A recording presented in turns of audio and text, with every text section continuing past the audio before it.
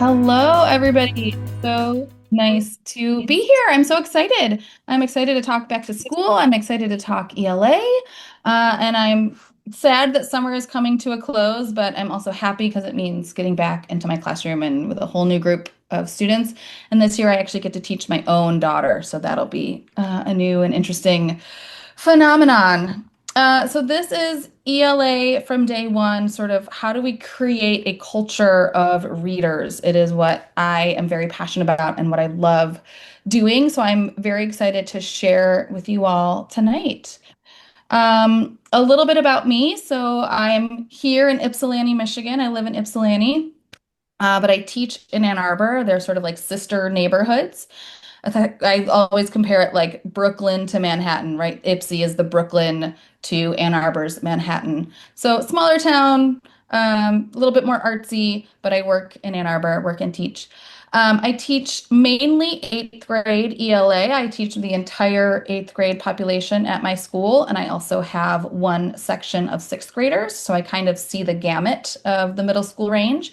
And I'm in a project-based learning school. So that's a lot of fun because it gives me sort of more opportunities to try new and different things in a really supportive environment. So I love my school. I love my building. I love what we do. I graduated from the University of Michigan many moons ago, and I'm currently working on my master's at Western Michigan University in Tissot, or teaching English to speakers of other languages. And in my free time, I teach and perform improv comedy. So I bring a lot of improv into my classroom, which is a lot of fun. We play a lot of games, and it's a great tool to get the kids sort of working together. So that's a little bit about me. Um, what I'm going to chat with you all today, tonight, this evening about is classroom culture and how we can create classroom culture through our room. Like how our room is set up and the way it's decorated can actually help to shape, without us even working actively towards it, help shape that culture that we're looking for. And in my classroom, right, I'm looking always to create something that feels inclusive and supportive and exciting. And the less I have to actively or reactively do that, the more it's just sort of obvious, the easier that is. The kids walk into my room and they know immediately the kind of classroom that this is going to be. So the ways that we design our space can really proactively, without us even having to say a thing, let our students know what to expect and what this classroom is going to be. And in my classroom, that's a culture of readers. I love creating a culture of readers, kids who love books and love to read. So I threw some pictures in here, just snapshots I've taken over the last year of moments that just made my heart so happy. So I've got kids snuggled up in one corner reading, other kids reading to each other, like just the cutest thing. And then because I have the beauty of working in a K-8 building, my eighth graders go down and we read with some of our younger students sometimes too. So this is us down in a first grade classroom and reading with them. So my classroom cultivates readers. I want them to know that reading is powerful and it's exciting and it is access to other worlds that they don't always have. It's access to their own world. I work really hard to cultivate a classroom library that is both windows and mirrors. And if you're an ELA teacher, you probably know what that means, right? Books that show our students back to them, reflect, and also show them worlds that they're not necessarily a part of. So how do I do that? I make reading visibly fun. I don't want it to be a chore. I don't want it to be overwhelming for them. I want them to know that reading is fun. And I show that in my classroom. I make that visible. There's a few ways I do this right at the beginning of the year. And if we're talking back to school day one, these are the things I do, and I do them in this order. So the first thing we do is a classroom library scavenger hunt. If you have a classroom library, have your kids just go look through it. We'll talk more in a minute what that looks like. But we go from the scavenger hunt to a book tasting, and then to my favorite and the kids' favorite, our year-long ELA reading challenge. This one is just for my eighth graders because I only have one section of sixth grade. So with my eighth graders, we make it a year-long challenge to see which class period can read the most books. So what does this look like? Okay, scavenger hunt. This is your chance for your kids to just check out your library. What do you have in your classroom library? Day one or day two, maybe first day, you've got it prescribed what you need to do. But as soon as you can get your kids checking out your library, the sooner they'll know how important it is to you, right? If you wait to show them your books and wait to show them your library, they're going to think, books, who cares? That's not important, right? But if you set the precedent as soon as you can that these are books in your room that are available to them and they are exciting and they are new and intriguing, they're going to catch on that this is a cool, fun place to be. So, a scavenger hunt, they just go around and look through your room. First thing you're going to do is make up the scavenger hunt list, the items, right? So this is an example of mine. I've got the genres. So I organize my classroom library by genre. Other people I know do it alphabetically. However you want to do it is fine, but just make up a sheet that represents your classroom library. What would they find in there? What could they go hunt for? So I have them hunt for my genres. I have them all labeled. And then which genres are missing from this list, right? So I don't have all my genres listed. Then they have to kind of hunt and peck and see what's missing. I tell them, go search for certain books, which genre has the most books, all these different little things in your classroom library that you can set them out to go hunting for. And in the process, they're seeing all the awesome books you have. My favorite part of the scavenger hunt is overhearing when my students say, "Oh, this book, I love this book." And then other students say like, "Oh, really? What is it? I've never read it before." And they naturally engage in these conversations over books, and it is delightful. So, scavenger hunt. And this is my classroom library, so you get a little sense of like what they're seeing. As you can see, I have it all organized by genre. I actually have two more bookshelves in my classroom now because I am that maniacal about my classroom library. So we now have five bookshelves in my classroom, but everything is separated by genre so that they can kind of go looking for specifically what they want. If they know, hey, I really like historical fiction, that's what they go looking for. So they scavenger hunt through your library. But you can also use the decor in your room as elements on that scavenger hunt. So you could put a poster like the I love that book, what's next poster. Put that up in your near your classroom library. This is going to be a great resource for them to see, hey, I really liked this dystopian book. What other dystopian books are like it? Right? And have this be one of the checkpoints in their scavenger hunt.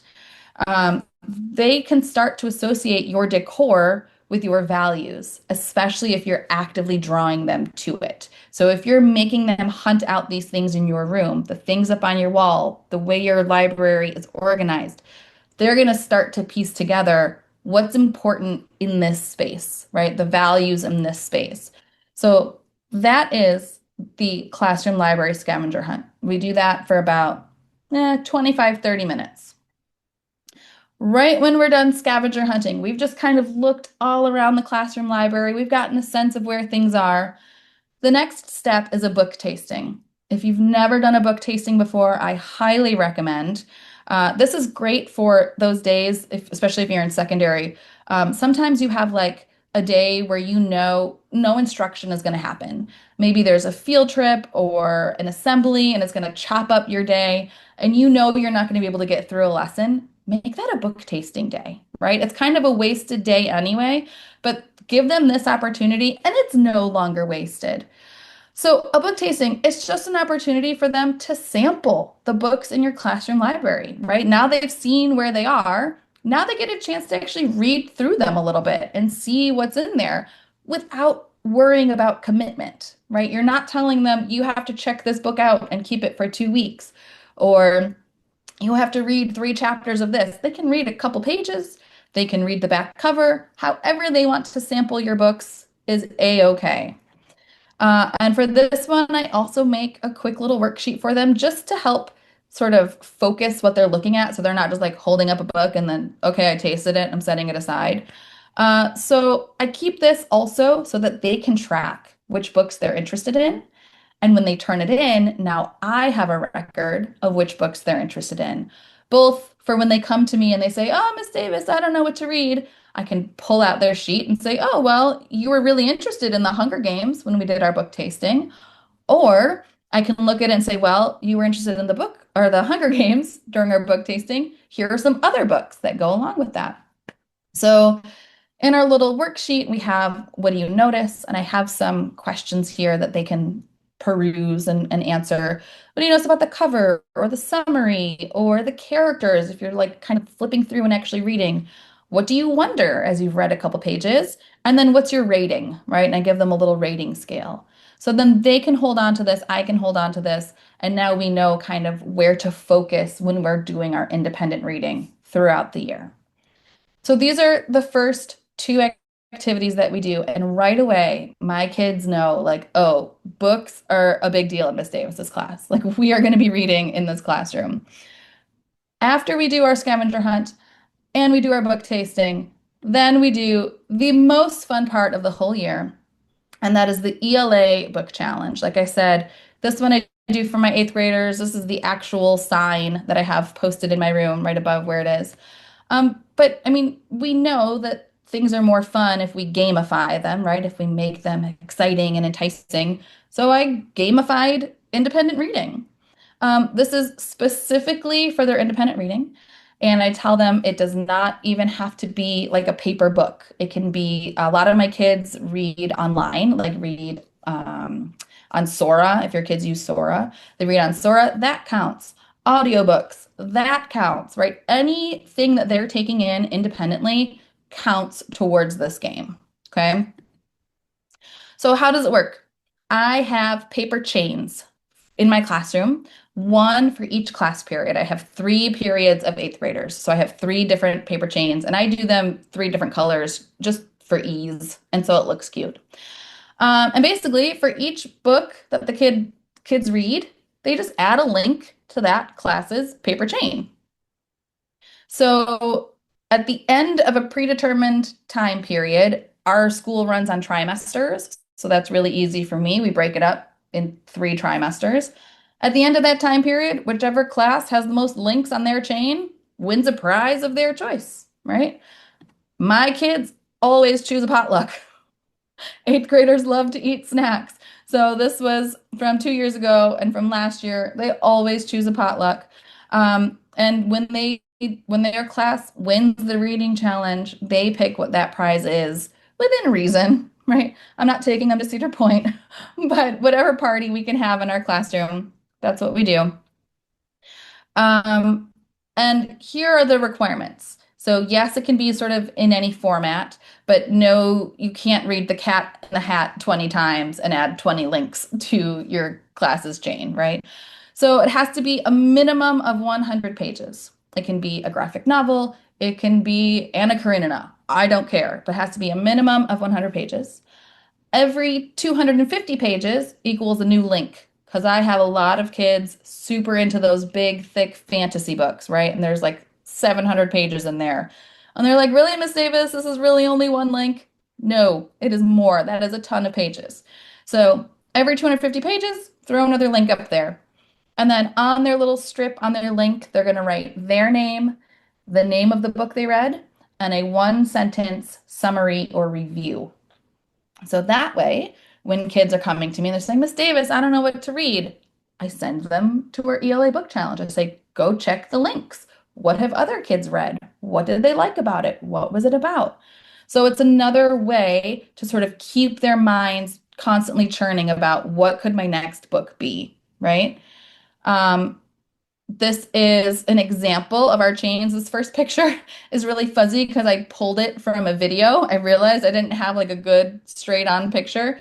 And the second one is after I'd already taken down first hour to string them up. You see as we go along, we string them up along the classroom. But this is what it looks like. So they end up adding a ton of chains each trimester as they go and as they're reading.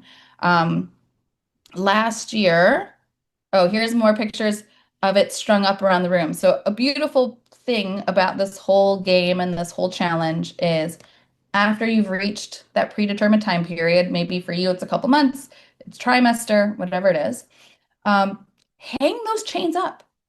Have that start to become your decor, right? Have this be a living memento of what your kids are capable of. And not only then does it become their room, right? Now they're adding to the culture of this classroom, but it is such a great reminder of the work that they've put in. And it lives in the classroom all year long. I add to it. It gets more and more sort of chaotic as the year goes on, but I love it. And when people come in, they say, "Oh, wow, you have a lot of paper chains." And I said, "Yeah, look at how many books we've read this year." Um, Last year, my 56 eighth grade students added 834 links. That is a crazy amount of independent reading. And I'm not policing them. I'm not saying, "Oh, you didn't really read that book," right? It's on the honor system. But they really, really get into it, and it really does drive their reading even more. They'll come back from spring break and tell me, "Miss Davis, I have 20 links I need to add." And it is so exciting and so engaging. And it's a way to really bring them into the culture that I'm trying to create of this is a room of readers. So, those are my beginning of the year activities to really bring them in and get them excited and start setting the tone of the year that this is going to be a classroom of readers. And the other thing that I think is really important is that I honor what they want to read. So in my classroom, again, this picture was pulled from a video, but on my Blackboard, I have a library requests section, and it lives up there all year long. And the kids go and they write down what books they want me to add to our classroom library, whatever they want it to be. I don't always order the books they want. Somebody last year wanted Fight Club, and I said, "That's great. That is not a middle school appropriate book, so we won't be adding that one." Um, but for the most part, when they add to our library requests, I put that up in my local bookstore. They have a wish list, and that wish list gets sent out every week in the weekly newsletter to parents. And sometimes parents buy books off the wish list and send them in. When I get gift certificates to that local bookstore, I go and buy the books off the kids' wish list. And then when they come in, it's a huge celebration, right? It is like book Christmas. So I'm always showing off the new books that came in, highlighting the ones that, so and so, you really wanted this book. Here it is. We can add it to our library now. So making them feel that the library is who they are, not who I am. It's not my reading preferences, right? It's their reading preferences. What do they want to read? That also helps to really set the tone and create the culture that I'm looking for, that this is an inclusive, welcoming space that honors who they are and celebrates their accomplishments and their reading skills. Like I said, your decor should be a reflection of your students as much as it is a reflection of yourself. So this comes true with the chain links, right, that I put up around the room. But it doesn't have to end there by any means. Anytime that you can find ways to showcase your kids in your room, the more they're going to feel like it's their room, right? So you can see up here, these crazy drawings are it's an improv game that we do at the beginning of the year, and we can talk about that a little bit later. You'll see it comes up, but the drawing game drawings get put up there. That becomes something that they've made that lives in a room all year. The paper chains live up there. Their work, every time I can put their work up in the room, I take that opportunity to do so because it should be their room as much as it's my room. It should be their room too. And that's going to help them feel able to take risks and take chances because it isn't cold and somebody else's space. It's their space. They are part of this learning environment. So the drawing game, like I said, I showed you those crazy pictures. What is this crazy improv game? This is another one I do right at the beginning of the year. Maybe after scavenger hunt, library book tasting, all of that, the next day, we're going to start understanding that we are a team in this classroom, and this is a culture that works together and supports one another and isn't afraid to lift each other up. That is something I'm always striving for in my classroom. So this game, it's silly, it's fun, it's silent, which is wonderful as a teacher. And it helps to create that culture of acceptance and team building and working together. Especially in a PBL school, project-based school, they have to work together all the time, right? They're constantly in group projects making things. So the more we build that idea of teamwork and team building is a good thing, the easier the rest of the year goes. So the drawing game, students work in small groups. You can have them in table groups. You can separate them in half, however you want to split up your students. And they are going to co-create, co-construct an image from nothing. They have one piece of paper and one marker. That's it. And they're going to work one line at a time. So a line is your marker touches the paper, your marker moves around, and your marker leaves the paper. Your line within that can be anything. Can be squiggly, can be jagged, can be straight, whatever you want it to be. But it must connect to the previous line in some way. So if the picture is happening in the center, you're not creating your own little picture off to the side, right? We're creating something all together. And depending on how long your class period is, you can set a time limit. You can see in this class, I have only 50-minute periods, right? If we spend half an hour making our picture, that's a little too long. So I give them 10 minutes and I put a timer on the clock. If you have a longer time period, maybe you work in a block schedule, you have 90 minutes, you can do this for longer. The way it's done in an improv class is there's no timer and you just have to silently, as a group, decide when your picture is done. So that could sometimes take more like 20 minutes. So however your classroom time is set up, you can decide timer or no timer.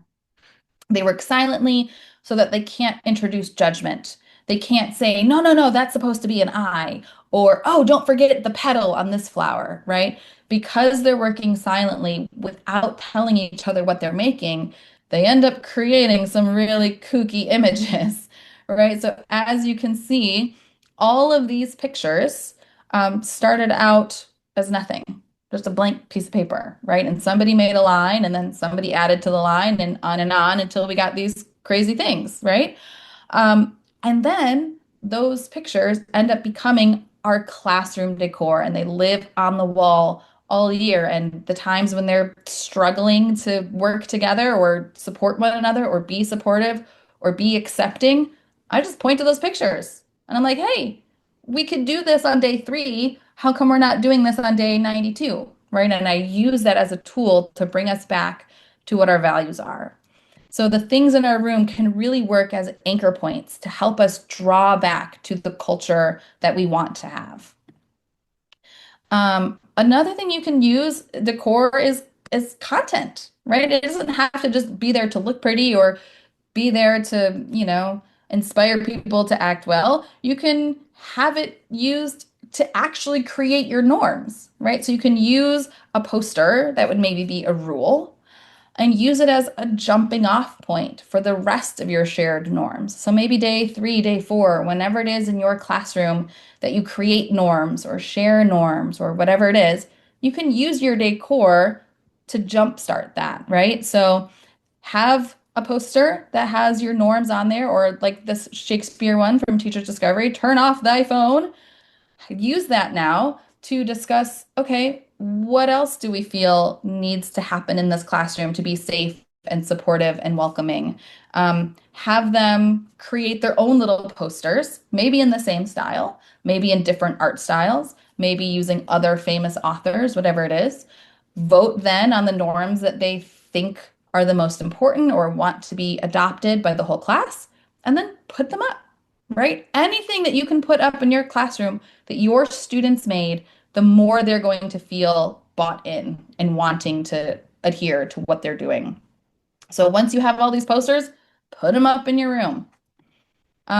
You can also use it for those beautiful, beautiful parent-teacher night, right? You want to have all that beautiful work in your classroom so you can show their parents what your kids are doing, this is an easy one, right? Have the famous author posters, use that as a mini research project. That first week of school where we're still kind of figuring things out and we don't want to really dive into anything too heavy yet because, everything's coming and going.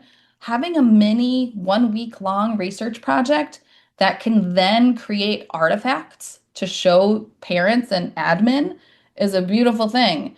So, have your posters up in your wall. It's decor. It's showing your students that you value authors and you value reading. But then assign your kids different famous authors and have them research them. What were their famous literary works? What is their tone when they write? What's their life? What did they do? And then have them write little biographies along with the author that you can then put up next to the posters. And when parents come in for parent teacher night or curriculum night, whatever it is at the beginning of the year, you already have work that you can put up and show that, hey, we're doing ELA in here. We're reading and writing and learning things, right? Having those artifacts in the classroom is a really useful thing to show people, hey, here's our culture and here's what we're learning and working on.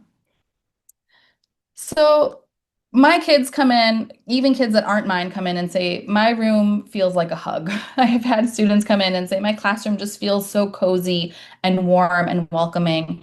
And I think the more you can create a classroom that hugs you, right? Have a room that hugs your students, that feels welcoming and inclusive, the more engaged your students are going to be. If they feel like they're welcome there and it's beautiful and not even, I'm not saying Pinterest beautiful. My room is not Pinterest beautiful, right? Pinterest would come in and say, girl, you got a clutter problem.